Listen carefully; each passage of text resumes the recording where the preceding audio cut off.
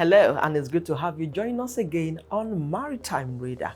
Inland water transportation provides a cost-effective, logistically efficient, and environmentally friendly mode of transport.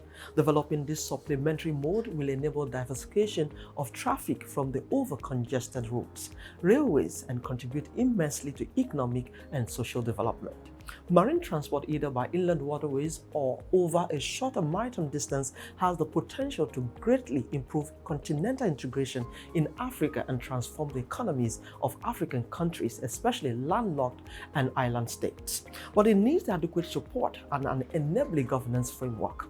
Repositioning Nigeria's water transportation sector towards economic growth and sustainability are some of the issues that will be on the front burner on today's show. I'm Norma Obiaswalo.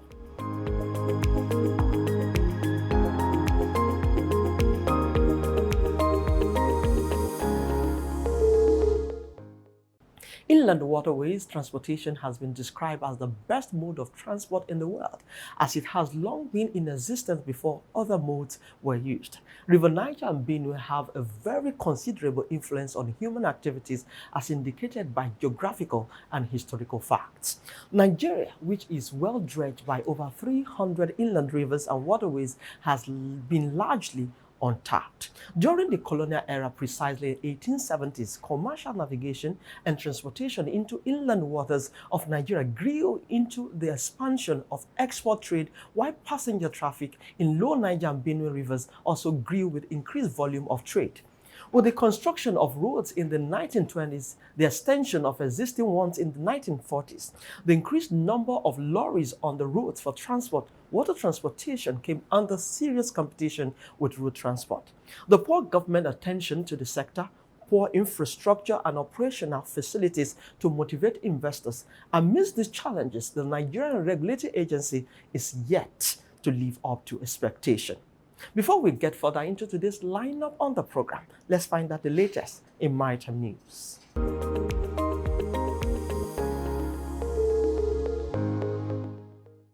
The Apapa Area Command of the Nigerian Customs Service has reported a remarkable 143% increase in revenue for the first half of the year.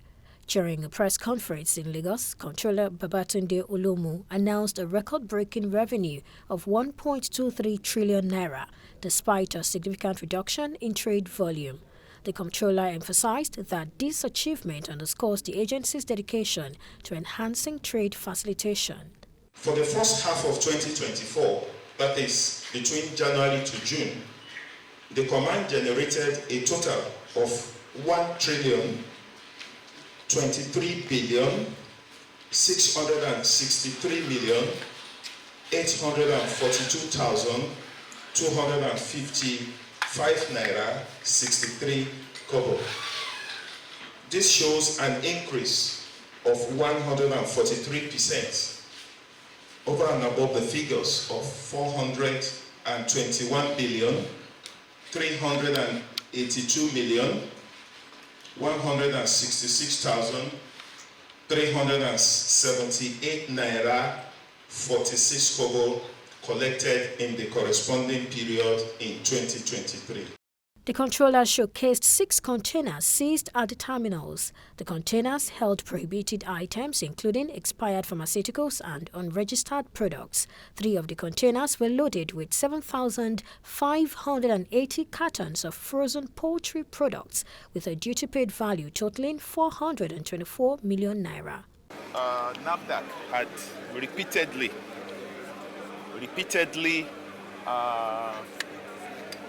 announced that it's not safe for human consumption.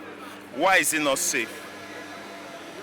Chemicals used in the preservation of corpses and dead bodies are mostly injected into these products to extend their shelf lives. And this is why we have incidents of cancer here and there. Olomu further stressed the importance of proactive measures to mitigate revenue leakages, focusing on intensified inspections of bonded terminals overseen by the Apapa Command. CMA-CGM has announced a new peak season surcharge of $400 per container effective 5th August on cargo originating from the United States and Canada, destined for Nigeria, Ghana, Cameroon, Togo, Benin Republic, Angola, Gabon, Sierra Leone, Congo, the Democratic Republic of Congo, Namibia, and Equatorial Guinea. The new surcharge comes barely 2 months after ships and ports reported that the shipping line imposed a sum of $900 per TEU on containers as peak season surcharge on cargoes coming through China to Nigeria.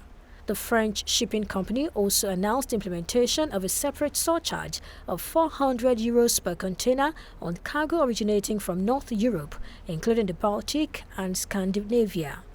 €300 per container from the United Kingdom and $400 per container from the West Mediterranean, East Mediterranean, Adriatic, Morocco, North Africa, and the Black Sea, destined for 12 countries. This surcharge, which is to be applied till further notice, is applicable to dry and reefer cargo.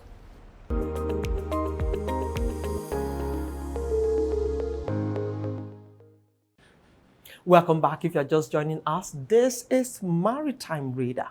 The challenge of safety on waterways has been on the front burner, considering several boat mishaps are seen across Nigeria.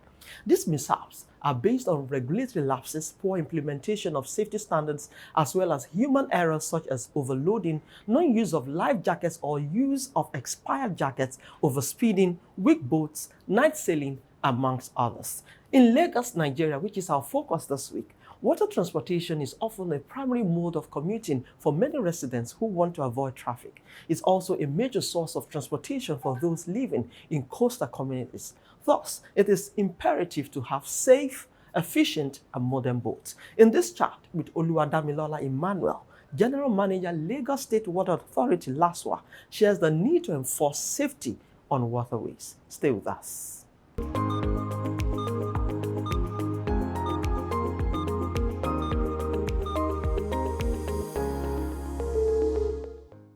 It's good to have you on the show. Absolute pleasure.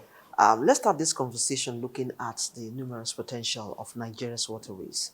How do you think we can begin to harness this long coastline that we have in Nigeria? Well, very importantly, I think, first of all, is even to know exactly how many states in Nigeria are accessible by waterways. And from research, 28 out of 36. And the 8 out of the 8, they're still sure that some can actually be opened up for transportation.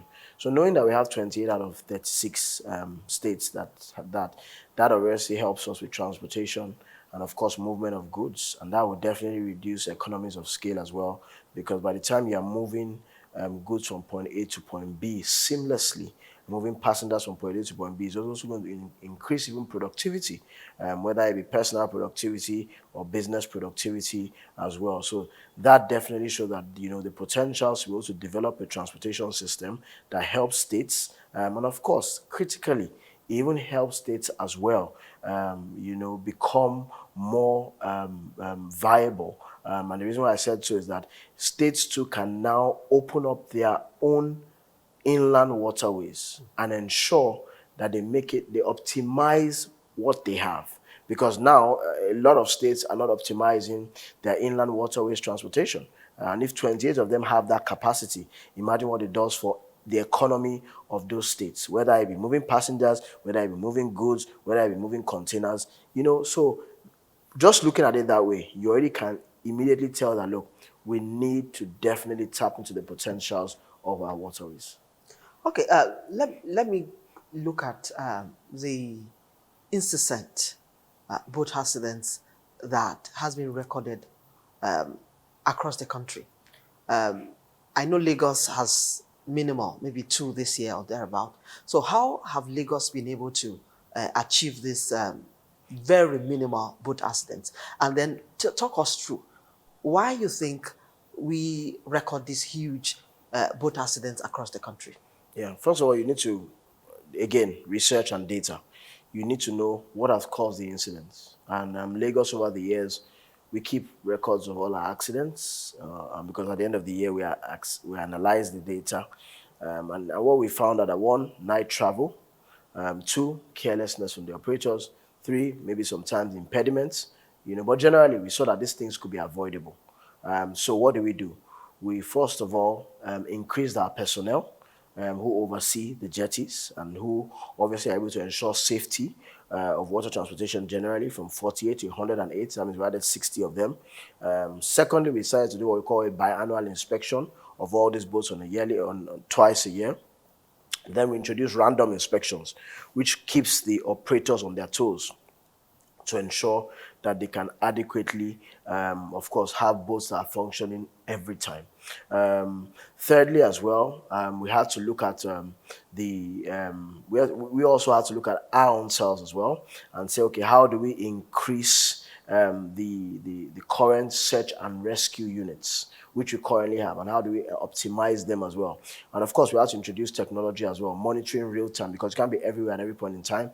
And of course, finally, the use of life jackets, very, very important, awareness and sensitization, because we realize that even most of the incidents that happen outside Lagos, if you notice, no life jackets. Lagos has almost a 95%, 93 to 95% compliance level in terms of wearing life jacket, and we ensure that we enforce on the use of wearing those life jackets.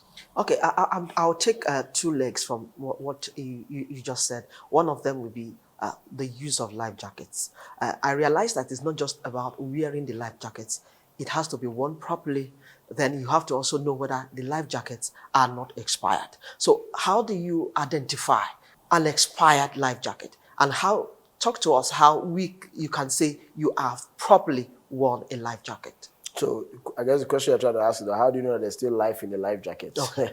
Well, I think it's important to understand, first of all, that life jackets expire, which you've identified. But one thing you need to look out for is, are there any rips? Are there any holes in the life jackets? Because there's something called the buoyancy of the life jacket, which basically means that, you can, I guess buoyancy also means that it's bouncing or it has life in it, whatever it is. But then you have to ensure that there are no rips, no holes. And of course, the life jacket themselves, when you wear them, you must strap appropriately. These are the LASWA mascots, because we wanted everyone to be able to identify Oscar and Charlie. Oscar represents the Marine Search and Rescue Unit of LASWA, while Charlie represents the Water Guard Corps. And these are the people you tend to see at all the jetties and terminals, ensuring that there's safety at these terminals, at these jetties. They currently have life jackets on them, as you can see, but I would like to take this particular life jacket because, as you can see, remember I mentioned earlier that you should look out for any rip or any hole in the life jacket. And remember as well, it has a buckle, and you must ensure that when you wear the life jacket, you buckle appropriately. It must be buckled, because if you don't buckle it, it will come off in case of any emergency. You must ensure that you have your life jacket well buckled. I think our viewers will find that this information very useful. I mean, the use of life jackets. Okay, one of the things, the major thing that you have mentioned here is the cause of incessant boat accidents are purely human errors. So we still see, and one of the things you mentioned is night sailing. But we still see that happening. So what are you doing? I know, within Lagos, I know NIWA has a broader picture when it comes to this, ensuring regulations and compliance and all that. So, but in your own order, what are you doing to ensure compliance, no night sailing? Well, night sailing we allow in terms for tourism, and that's only in certain sections where certain boats and certain operators have night permits, and that's only within a certain section to allow them night sailing, not for commercial operations. So, of course, we are mainly focused on safety, but we work with the Marine Police and the Navy, who oversee security and who oversee the general well-being of the waterways. So when it comes to night sailing, we don't only rely on our own technology, which we have, which can obviously monitor, like I said, 4 locations, but we're looking to expand that now to 6 more locations to make it 10. We're able to also, with the Marine Police and the Navy, begin to catch those who are erring and who are doing what they shouldn't be doing at night. There have been several incidences, several cases, and of course they have to face the full wrath of the law when they're caught. So the integrated transportation in Lagos that you've been seeing through Cowrie, so how has that fared? Very well. I think it's growing every day because for it started on the bus, which was the rail service, the BRT buses. Now the rail strictly runs on cowrie. You can't use cash on rail. And the waterways as well, we're also now onboarding our operators onto the cowrie card as well. The Lagos Ferry Services, which is the state-owned operator, uses cowrie card. The other operator, private operators, have started adopting cowrie as well. But these new boats we're also launching is going to strictly be on cowrie. And the whole idea is that you'll be able to use that cowrie card on rail, on water, on road. And very interestingly, Lamata is about to start two big projects in Mile 2 and Marina. And what are those two big projects is two interchanges, first of its kind in Nigeria. And when I say interchanges, means that the interchange between rail, water, and the road, all in one place, in Marina and in Mile 2. Well, that's interesting. So, how will Lagosians use this cowrie in these different modes of transportation? Well, there are tappings. They tapping on the either. So it's either the devices are attached to whether it's boat, whether it's rail, or there's a handheld for them to be able to tap in and then, of course, embark on the trip. You will agree with me that environmental awareness is critical for this transition from fossil fuel to non-fossil fuel, but that will be after this short break. Please stay with us.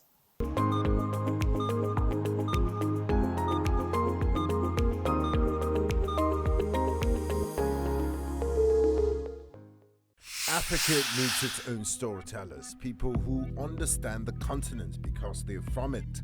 People who know that news is more than just a conversation starter, it's our stories. Because these stories run deeper than headlines and segments. It's about digging deeper to get the facts and telling the human side of every single story, not just the echoes from foreign headlines and perspectives. It's time to take back our narratives and share them in our voices. The birth of Africa's New Age reporting, and this is where it begins, right here at News Central TV, with stories that put Africa first.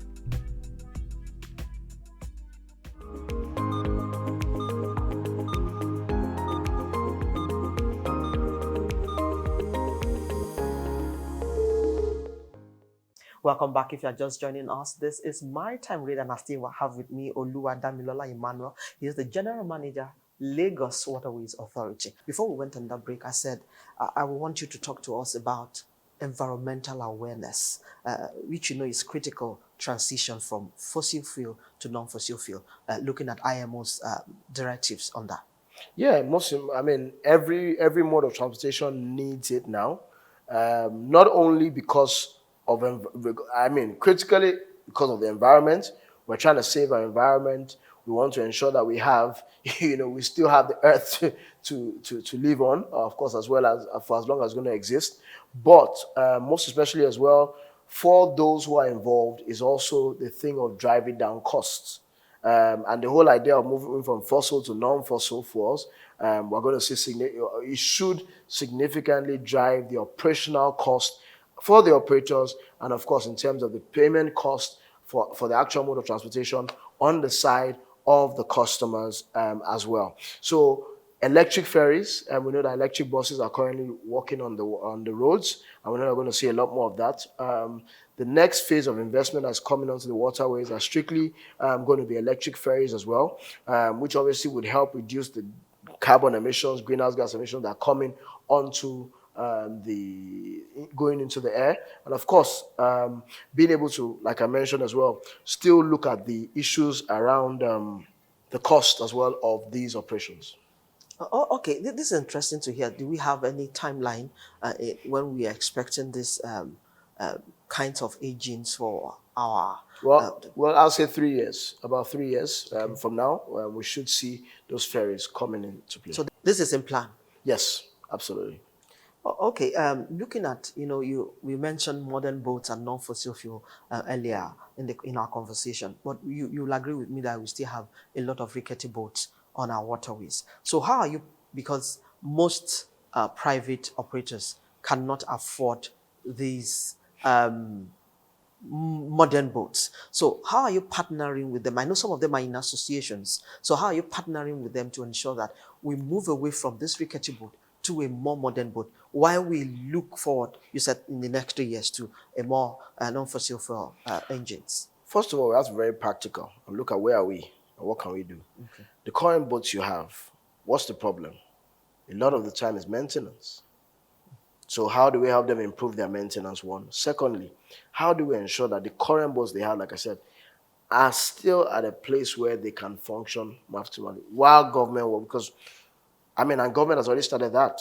The 15 boats, for example, that I mentioned is largely, majorly for private operators, and it's to begin to help them as well to be able to ensure that they have the kind of boats they should have on the water. So the state government has already started that for them as well already. And of course, the state government is not stopping there, because as the state government invests in those assets will be run by the private sector. But even with the boats that they currently have, because of the biannual inspection started to introduce random inspections, making sure that they can stick to their maintenance, those boats as well can still, do quite well on the waterways. But if you go to some of these jetties, you find out that a lot of them are still flaunting safety rules. So what is being done? Because you still see some of them carrying passengers without life jackets. Some of them, this life jacket, there's no life in it according to you. Most of them are torn and all that. So what are you doing? Because before we got on this conversation, your staff said we can't use the water boats when it's raining, but you still see all these rules being flaunted. So what is being done to ensure this security? You said you're partnering with Marine Police, you're partnering with Navy.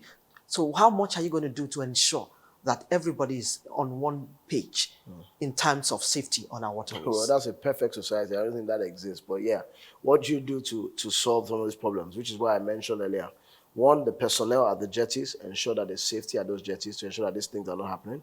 And of course, if you flout the rule, that's why obviously we have, of course, lines to be reported, lines for people to report in, so that they can be adequately dealt with the law. Rules are there, and the reason why rules are there, because rules will be broken.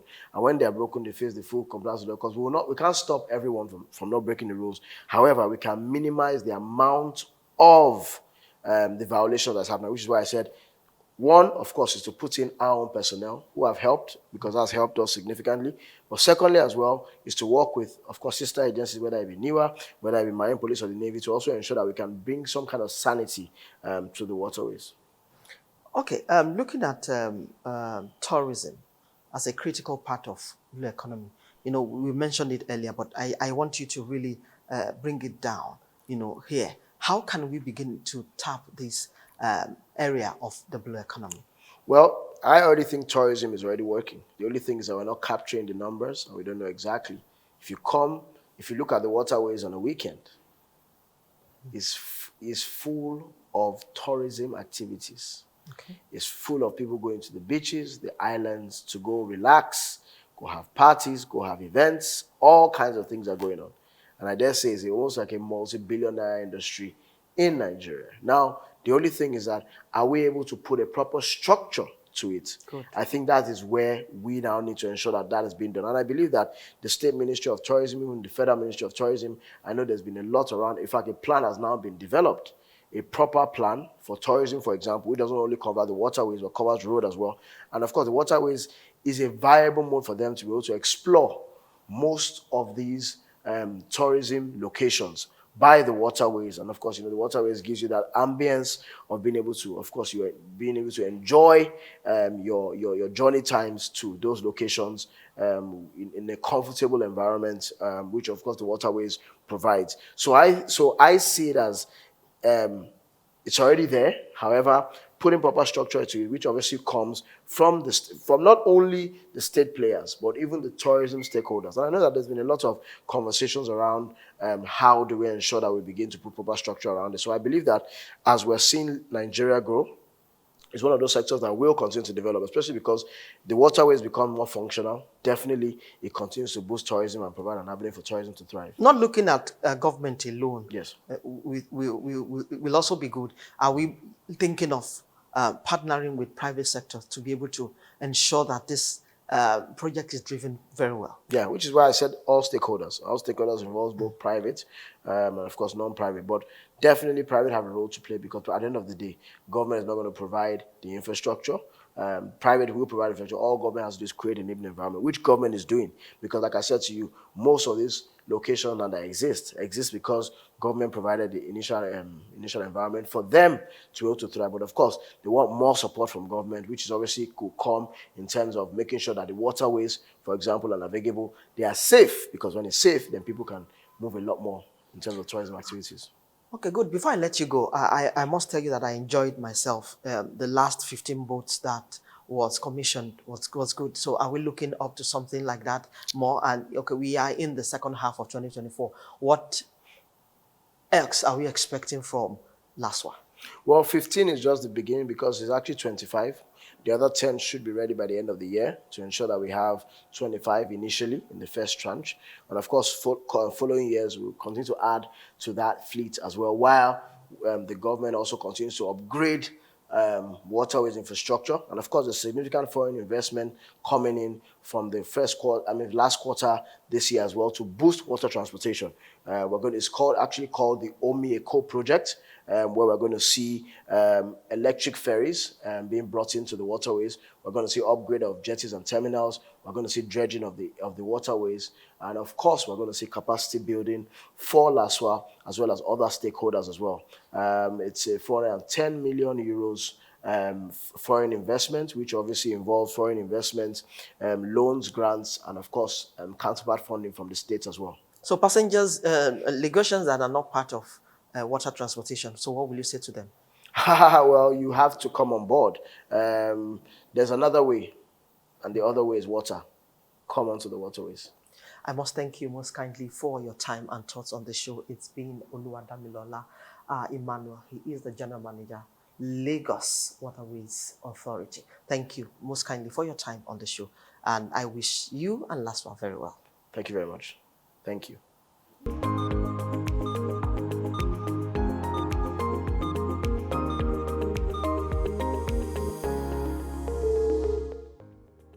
And that's our show this week. I hope this episode has been able to address the safety issues raised on Nigeria's waterways. Join us every week on Maritime Read as we explore how Africa can unlock the latent potential of its maritime industry and its connected sectors. You can also expect the latest in global and local maritime news right here.